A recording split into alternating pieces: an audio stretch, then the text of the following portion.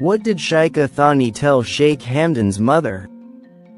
A question that now lingers in the minds of many who witnessed the tension behind the royal palace's quiet walls.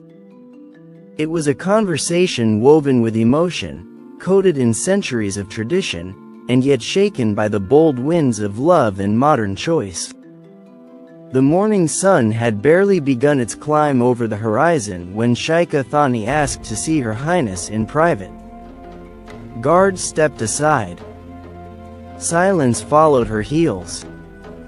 A storm was brewing behind the serenity of her eyes, a truth she could no longer withhold. As the doors to the private salon closed, Sheikha Thani removed her veil not just from her face, but from her heart. She wasn't there to flatter, nor to fear. She was there for Hamdan. She stood with a mixture of pride and defiance, a woman born of nobility, but who chose to speak as a mother, a woman, and a protector. The Crown Prince's choices had rippled across the family, stirring whispers in halls where silence was custom. And now, it was time to speak the truth, not for war, but for understanding. Sheikha Thani began with respect, bowing her head gently to the woman who raised a man the world adored. "Your Highness," she said softly, "I speak not against you. I speak with the fire of a heart that wants what is best, for him and for our family.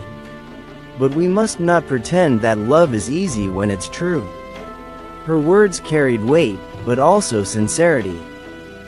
She wasn't challenging Hamdan's mother. She was inviting her into a truth too often left unspoken in royal circles. Sheikha Thani spoke of Hamdan's pain, of how she had watched him wrestle with duty and desire, of the way his eyes lit up not for power, not for position, but for the woman he chose, the one no one expected. He didn't choose out of rebellion. He chose because his soul found its peace in her, she whispered, her voice cracking slightly. "And you, more than anyone, should understand what it feels like when your heart picks someone the world may not approve of." The mother of Sheikh Hamdan listened in stillness, her eyes unreadable, her silence a royal wall. But Sheikha Thani pressed on. She reminded her that legacy isn't just about alliances and bloodlines. It's about truth. About who stands beside you when the kingdom fades and the crown grows heavy. "Do you want him to wear the crown with a lonely heart?" she asked.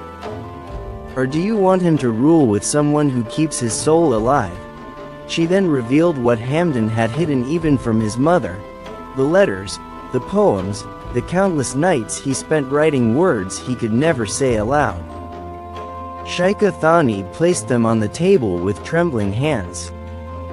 Each parchment carried more than ink. They carried the confession of a prince who didn't want a throne more than love. "He is yours by birth, but his heart belongs to her," she declared. "And no force, not even royal decree, can chain that truth." There was a moment of pause, long, quiet, sacred. Then, Sheikha Thani did the unthinkable. She knelt before Sheikh Hamdan's mother. Not in submission, but in a plea. "I am not asking you to agree. I am asking you to see. The woman he loves may not wear a crown, but she wears his trust. And that alone makes her worthy of our respect." Her tears glistened but didn't fall. Her pride was intact, but her heart was laid bare. Sheikh Hamdan's mother looked down at her. For the first time, the strength of a mother met the strength of another. They were not rivals, they were reflections. Women who knew the weight of expectations, who bore the scars of silence and sacrifice. Her Highness reached out slowly and touched Sheikha Thani's hand. That gesture alone held the memory of generations. It was not approval, but it was a beginning. Sheikha Thani continued, telling her that the woman Hamdan loved didn't ask for him. She tried to walk away more than once. But he kept following her. Not because she was easy to chase, but because she made him feel seen, heard, and human. She told his mother, "Isn't that what we all want for our sons? Not perfection, just peace." She revealed the private moments. The way Hamdan's smile softened when he mentioned her name, the calmness that washed over him when he spoke of her. "Even a mother cannot give a man that kind of peace," she said, gently. "It must be born of love.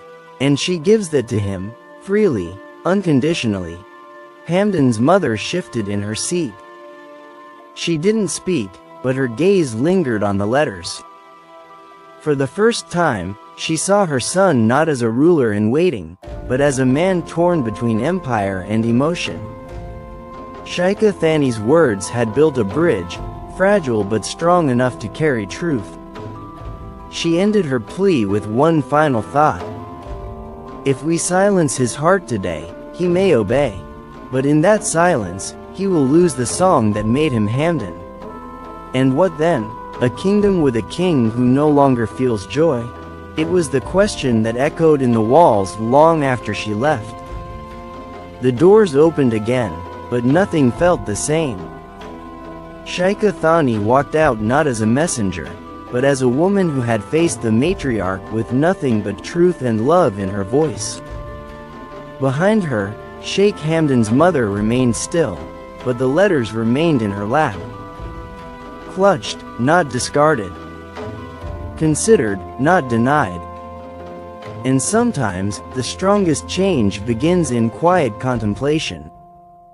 Later that evening, the palace felt different. The air was thick with emotions unspoken, decisions yet to be made, and hearts waiting in quiet rooms. Sheikh Hamdan, unaware of the exact words exchanged between Sheikha Thani and his mother, stood on the palace balcony staring into the twilight sky. The stars were beginning to blink awake, and with them, so did his hope. He had always known that love would be the hardest battle he'd face, not because it was wrong, but because it dared to challenge tradition. Inside her chambers, Sheikh Hamdan's mother sat alone. The letters Sheikha Thani had left remained untouched for hours, though her eyes never left them.